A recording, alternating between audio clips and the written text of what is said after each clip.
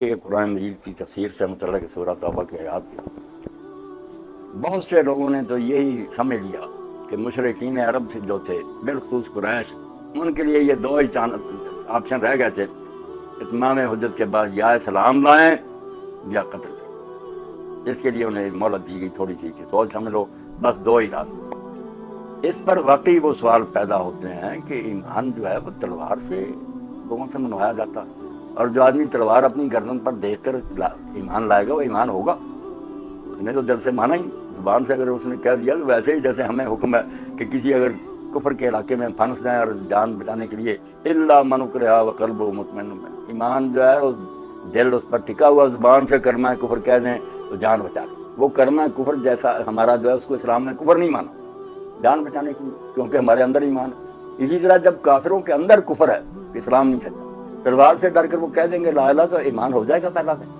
یہ تشریح جو کرتے آئے ہیں مفسر، اور یہ کہتے ہیں تمام حجت کے بعد یہی ہے، باقی رہ گئی کن لوگوں کے لیے؟ غامدی صاحب کہتے ہیں صرف ان کے لیے ہے جو اس علاقے کے، میں بھی اسی کا قائل ہوں۔ یہ ساری دنیا کریم جو کہتے ہیں نا، فتوے دیے بعض اماموں نے، شافعی ہیں حنبلی، کہ مشرکوں سے جزیہ لیا ہی نہیں جا سکتا، کہ جو مشرک قوم ہے نا، ہندو بدھ وغیرہ، ان کے سامنے وہی بات ہے کہ اسلام لاؤ ورنہ قتل، کم از کم ہونا پہلے کتاب ہو جو، ورنہ ہم نہیں چھوڑیں۔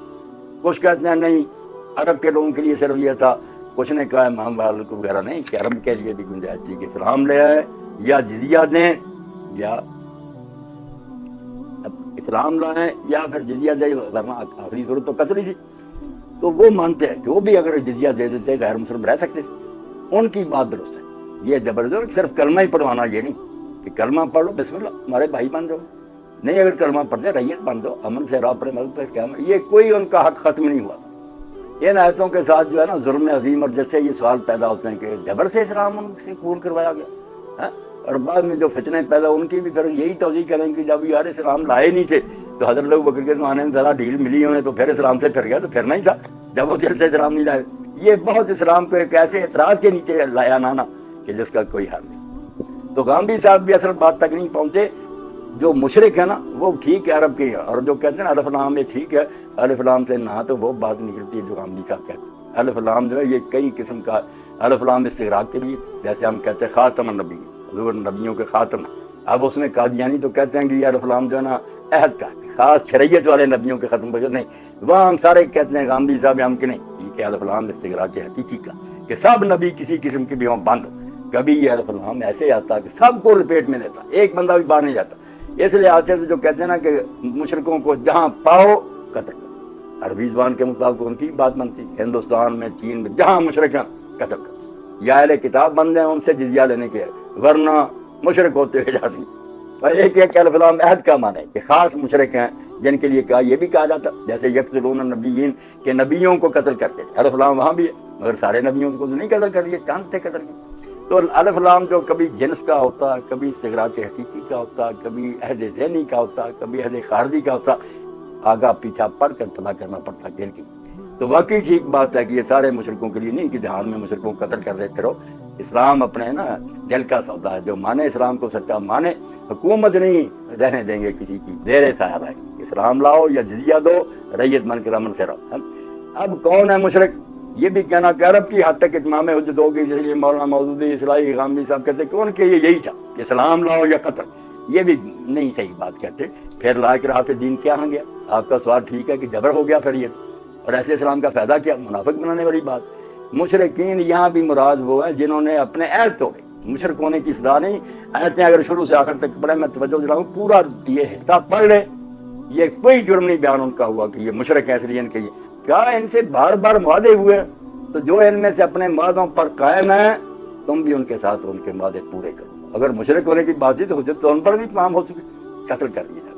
زیادہ سے زیادہ یہ ہوتا ہے کہ وعدے جس دن ختم ہو اس دن قتل کرے، نہیں، جنہوں نے عہد پورے کیے ان کے ساتھ تم بھی عہد پورے کرو۔ اور یہ بھی بات کہی کہ جنہوں نے اپنے وعدے نہیں توڑے اور اب ان پر قائم رہے ان کے ساتھ اچھا سلوک کرو۔ اس لیے یہ آداب نا خدا کے لیے سارے مسلمان ان کو پڑھیں، یہ صرف ان مشرکوں کے بارے میں جو بار بار عہد کر کے خلاف ورزی کرتے، جن کا اللہ نے کہا نہ یہ وعدے کے پابند ہیں، نہ رشتہ داری کا لحاظ کرتے۔ اتنے موقع انہیں دیے گئے ہیں، اس لیے یہ بغل کے ساتھ ہے۔ انہوں نے کہا اب بار بار ہم دھوکہ کھاتے جائیں، بیوقوف ہے کہ ایک بل میں ہاتھ ڈالیں بار بار۔ جب اتنے وعدے ہوئے تم نے توڑے، اب اتنے مہینوں کی مہلت ہے، جو کہا نا کہ اسلام لے آؤ، یہ مجبوری نہیں، خوشی کی بات ہے۔ جو اپنی مرضی سے مسلمان ہو جائے گا وہ ہمارے برابر کے حقوق ہے۔ جو نہ اسلام لائے مگر یہ معاہدے وغیرہ نہ توڑے اس کو بھی کوئی اصلاح نہیں۔ جو معاہدے توڑے گا، بار بار معاہدے توڑنے والوں سے کیوں نہ معاہدہ کیا؟ یہ ساری دنیا کرتی ہے، عقل مندی کی بات ہے۔ تو میں یہ الفاظ پڑھ لوں، یہ اعلان صرف ان لوگوں کے متعلق تھا جو بار بار عہد کر کے خلاف ورزی کرتے تھے، کیونکہ جنہوں نے عہد کر کے خلاف ورزی نہیں کی ان کے ساتھ عہد پورا کرنے کا وہاں صریح حکم موجود ہے۔ اور جو پھر آگے بھی آیا کہ اگر مشرکوں میں سے اس دور میں بھی کوئی تم سے پناہ مانگے کہ میں نے اللہ کی کتاب سننی ہے تو اس کو موقع دو، کتاب اللہ سناؤ، اور اس کے بعد بھی اگر وہ اسلام نہیں لایا تو اس کو اپنے ٹھکانے پر پہنچا دو۔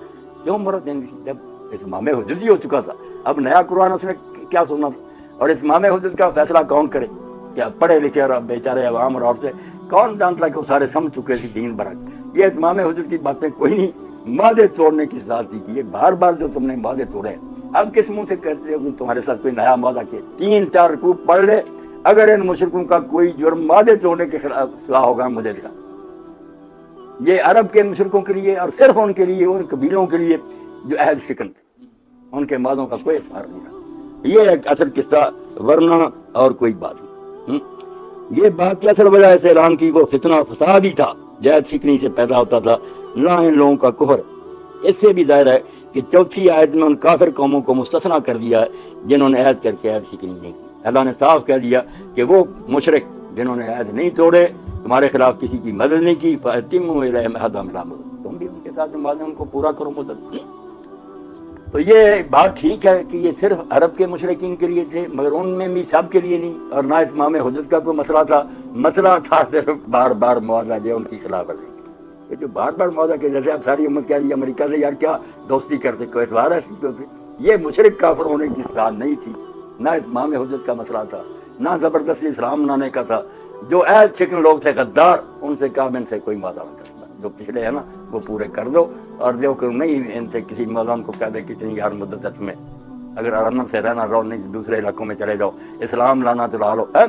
یہاں جبر کوئی نہیں، نہ ان آیتوں کی تشریح۔ یہاں لام جو ہے نا الف لام جس کو ہم کہیں گے کہ عہد کے مخصوص لوگ جو تھے مشرکین میں سے بھی وہ جنہوں نے بار بار معاہدے توڑے۔ اب 4 رکوع کو پڑھ کے دیکھ لے، جنہوں نے میرے کہنے پڑھا مولانا سبحان اللہ، یہاں تو بات ہی کوئی نہیں یار کہ اتمام حجت ہو گئی اور مشرک، اور اتمام حجت بالکل غلط بات ہے۔ اتمام حجت جو بات فلسفہ اسرائی صاحب نے بیان کیا نا، اور غامدی صاحب بھی بیان کرتے ہیں، اور ہم بھی متاثر ہوئے اس سے پہلے، کوئی بات نہیں۔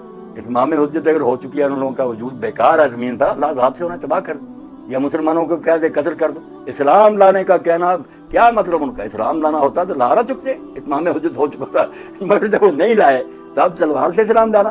یہ اگر کہتے ہیں نا کہ اتمام حجت ہو جائے تو اللہ پھر کو عذاب نازل کرے اور امتوں کو تباہ کر دے، ٹھیک ہے، کہ ان جانوروں کو اب کھانے پینے کے لیے چھوڑ دیا جائے، یا رسول کو حکم ہو جائے قتل کر، ان کا جرم ناقابل معافی ہو، کلمہ پڑھانے کی بات نہ کی، یہ بات ختم ہے، یہ بیکار ہے، لوگ مار دو۔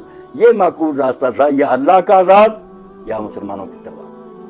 اور یہ اس بات سے جو پھر غامدی صاحب نے دوسرے مسئلے نکالے نا کہ جو ہے نا کہ مرتد کو قتل کرو، یہ بھی مشرکین عرب کے لیے تھا کہ ان میں سے کوئی مرتد ہو تو قتل کرو، اتمام حجت۔ اتمام حجت ایسا فکرہ چلا کہ وہ مرتدوں کا قانون بھی ہاتھ تک رہ گیا، حالانکہ وہ بھی یہ بات نہیں تھی کہ اتمام حجت ہو چکا۔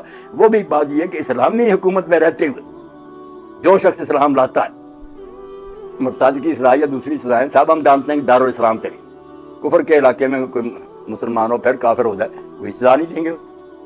مسلمان حکومت کے اندر رہتا ہے اور وہاں اسلام لائے اور پھر مرتد ہو، اس کو قتل کرے۔ اگر صرف ارتداد کی سزا ہوتی تو ہمیں حکومت جاؤ ان کے علاقوں میں گھس کر دہشت گردی کرو، نہیں، ارتداد کی سزا اسلامی حکومت کے کیوں؟ اسلامی حکومت میں جو قرآن و سنت ہوتا ہے نا، یہ مذہبی کتاب نہیں ہوتی، یہ ملک کا سپریم لا ہوتا ہے۔ اس لیے جو اعلان کرتا مسلم، اس نے کہا میں اس آئین کا وفادار ہوں۔ اب پوری دنیا میں یہ ہے، مسلم ہو یا غیر مسلم، کے کسی ملک میں رہ کر اس کا شہری بن کر اس کی آئین کی وفاداری قید کرے اور پھر اعلان بغاوت کا کرتے۔ یہ ہائی ٹریجن جو ہے اسلام ہوتا، وہ حکومت کہے گی ہمارے علاقہ سے دفع ہو جاؤ ورنہ قتل ہو۔ ملک میں رہتے ہیں اور آئین کو تم چیلنج کرتے۔ تو اسلامی حکومت میں مرتد کی سزا اس لیے کہ وہ مان گیا، اور میں کہتا ہوں یہ جو کہ غیر مسلم کو رہتی ہے کہ وہ بھی ہم جانتے ہیں کہ وہ نہیں اس قانون کا وفادار، مگر مورت دامن کے زیر سایہ شاید دامن دیکھ کر کبھی اسلام لیا۔ یہ اسلام نے بڑی کڑوی گولی ہضم کی ہے، ورنہ غیر مسلموں کو رہنے کی اجازت ہی نہ ہوتی۔ جب تک اس ملک کے آئین کو نہیں مانتے اس کے کیوں رہتے؟ ذمہ جو بنانا بڑی اسلام نے سمجھے وسعت سے ظرف کا مظاہرہ کیا کھلا کر کہ رہتے رہتے شاید اسلام لے، مگر جو لا کر اسلام اعلان کر کے بالکل ایسے جیسے شخص کوئی فوج میں بھرتی نہ غرق بات ہو کر ضابطہ توڑے اور نکل جائے، اس مفرور کو فوج نہیں کرتا، کیونکہ اگر یہ کھلی اجازت دے دیجیے کہ روز اعلان لوگ کریں کہ ہم اس ملک کے آئین کو مانتے ہیں، دوسرے دن بغاوت کرتے ہیں، کوئی ریاست قائم رہ سکتی؟ اس لیے یہ بھی کوئی نہیں تھا کہ عرب کے مشرقوں کے لیے تھا اتمام حجت کا کوئی مسئلہ، یہ ہے کہ انتظامی مسئلہ ہے کہ کوئی معاشرہ ریاست قائم نہیں رہ سکتی اگر اس کے اجزاء جو ہے نا روز بکھرتے رہیں، آئین کو توڑتے رہیں۔ اسی طرح یہ کہہ دیا کہ وارث جو حضور نے فرمایا کہ کافر جو ہے مسلمان کا وارث نہیں، مسلمان کافر کا نہیں، یہ بھی مشرکین عرب کے لیے ان سے اللہ نے رشتہ توڑ دیا۔ یہ ساری باتیں ایک غلط مسئلے سے پیدا ہوگی۔ عرب کے مشرکوں نے کوئی الگ قانون نہیں، ان میں سے جو بے ایمان وعدے توڑتے تھے ان غداروں کے لیے یہ باتیں آئی کہ یہ اب سوچ رہے کہ یا اسلام لائیں یا ملک چھوڑ دیں یا پھر معاہدہ اپنائے سے ہوگا، کیا اعتبار کریں تم؟ یہ بڑی ایسی بات ہے جو ساری دنیا کے لوگوں کو سوچنی چاہیے کہ ایسی تفسیریں چھوڑ دیں جو کہتی ہیں کہ مشرکوں کے لیے یہی راستہ رہ گیا تھا، یا کلمہ پڑھے یا قتل ہو جائے، یہ تو جبر کا بالکل انتہا جبر۔ ایسے اسلام کا کیا فائدہ؟ کر لو جو سوال کر۔ ڈاکٹر اسحاق صاحب کہتے تھے کہ اس کا پہلا اور توبہ کا تیسرا رکوع یہ دراصل آپس میں ایک دوسرے کے ساتھ جڑے ہوئے ہیں، اور دوسرا اور چوتھا رکوع آپس میں جڑے ہوئے ہیں۔ اس سلسلے میں ان کی یہ بات کس حد تک درست ہے؟ اللہ تعالیٰ نا میرے اس محترم بھائی مرحوم کو یہ بات معاف کرے، میرے سامنے انہوں نے کہی تھی، میں نے وہیں کہا تھا ڈاکٹر صاحب اللہ تعالیٰ کو آپ انٹریکشن دیتے ہیں کہ یہ جہاں یہاں ہونے چاہیے، نہیں، رب آپ قرآن کو خود ہی غور سے پڑھیں، جہاں جہاں چاہتے ہیں وہیں ہونے چاہیے۔ ایک حرف بھی ہٹا دیا جائے نا قرآن کا اپنی اجازت، جیسے کہکشاں نظام شمسی تباہ ہو جائے گا نا، اس طرح یہ سارا دین تباہ ہو جائے گا۔ جو اللہ نے جہاں اتارا جس طرح حضور نے پہنچایا اسی جگہ سیٹ ہے۔ سم میری میں اگر نہیں بات آئی تو مانو میں کہ میری علم کی کوتاہی ہے، کوئی دوسرا سمجھا دے گا۔ یہ سورہ توبہ کے بارے میں غامدی صاحب وہ بڑے ذہین ہیں ماشاءاللہ، اللہ نے انہیں جان دیا، سوچیں مشرکین عرب کے لیے بھی نہیں ہے کہ سب کو بس قتل کر دو یا اسلام، یہ بات نہیں۔ مشرکین عرب میں سے جنہوں نے معاہدے توڑے، بار بار توڑے، اور جن کا اللہ کہتا ہے تمہارے بارے میں علم ولا نہ رشتہ داری کا یہ لحاظ کریں گے موقع پھر ملے گا، نہ کسی معاہدے کا، ان سے معاہدے کرنے حماقت ہے، ختم کرو معاہدے ختم کرنے کی بات۔ اسلام لانے کا جو ذکر آ گیا اس درمیان میں ان کی مرضی کی بات، جو حدیث پاک ایک آ گئی نا کہ اللہ کے رسول علیہ السلام نے کہا کہ مجھے اللہ نے حکم دیا کہ میں لوگوں سے جنگ کروں حتیٰ کہ وہ لا الہ الا اللہ کہہ دیں، جب جو کہہ دیں ان کی جان مال محفوظ ہو۔ ان کے بارے میں اسرائیل صاحب رحمۃ اللہ علیہ نے کہا کہ یہ مشرکین عرب کے لیے تھا، یہی اتمام حجت کے لیے، ان کے لیے جزیہ نہیں تھا۔ مگر جب محصل حدیث دیکھتے دوسری جگہ کہ رسول اللہ جب لشکر عرب میں روانہ کرتے تھے انہیں کہتے اسلام کی دعوت دو، اسلام نہ قبول کریں تو جزیہ کی کہو، آخر میں پھر جنگ کی بات، جزیہ درمیان میں تھا۔ اس روایت میں اگر اختصار نہیں ذکر ہوا تو جیسے قرآن میں ایک بات کسی اجمال کے ساتھ ہے، کہیں تفسیر کے ساتھ، احادیث میں بھی عرب میں جو شریعت دستیاب بھیجے پڑھ لیں، ان میں بھی گنجائش تھی کہ اگر نہیں وہ اسلام لانا چاہتے ہو جزیہ دے دیں۔ تو یہ جو کہنا نا کہ نہیں عرب پر اتمام حجت ہو گئی تھی اس لیے ان کی یہی سزا کہ بس اسلام لائیں پھر ختم کرو، اگر اتمام حجت ہو چکی نا تو اب زبردستی نہ کلمہ پڑھاؤ ختم کر، جو ان کے جرم کی سزا اگر یہی مناسب ہے ختم، مسلمانوں کی تلوار ختم کرے یا پہلی امتوں کی طرح لا کر عذاب ختم کرے۔ اتمام حجت میں یہ بات تو معقول ہوگی، مگر یہ کہ اتمام حجت ہوگا وہ کلمہ نہیں اس نے پڑھا، نہ پڑھنا چاہتا آپ تلوار رکھ لیتے پڑھو، یہ آپ ہی فیصلہ کرے، اللہ کو یہ ایمان مطلوب ہے، اس ایمان کا فائدہ کیا ہوگا؟ نہ یہاں کو کام آئے گا، منافق رہے گا، آخر میں دوزخ میں جائے گا۔